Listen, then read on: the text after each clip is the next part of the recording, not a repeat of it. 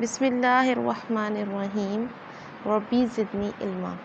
السلام علیکم بچوں، آج جو موضوع ہم پڑھنے جا رہے ہیں وہ ہے سابقے۔ سابقے سے ہم اردو زبان میں پہلے سے موجود لفظوں کو ایک نئے لفظ میں ڈھال سکتے ہیں۔ اس کے لیے سابقے کی تعریف دیکھیے۔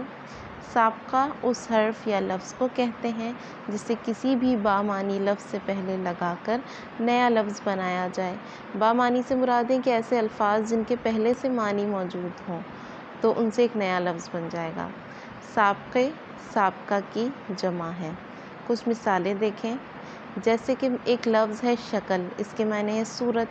سابقہ ہے خوش یعنی کہ اچھی یا اچھا، اور نیا لفظ کیا بن جائے گا؟ خوش شکل۔ تو ایک نیا لفظ ہمارے سامنے آیا۔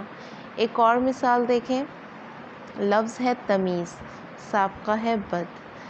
جب ہم بد اور تمیز کو ملائیں گے تو بن جائے گا بدتمیز، یعنی کہ ایسا شخص یا ایسا انسان جس سے کوئی تمیز نہ ہو۔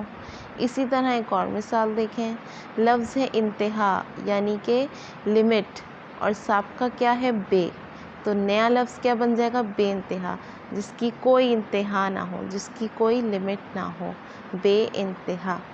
کچھ اور سابقے دیکھ لیجئے، لا، اس سے بن جائے گا لا محالہ، لا جواب، لا علاج۔ در، در پردہ، دراصل، در حقیقت۔ اہل، اہل علم، اہل خانہ، اہل محلہ۔ نا، نامراد، ناپید، ناگوار۔ اسی طرح آپ اپنی ورک بک اور درسی کتاب میں سے نئے حرف اور لفظ ڈھونڈ کر سابقے لگا کر ایک نیا لفظ بنا سکتے ہیں۔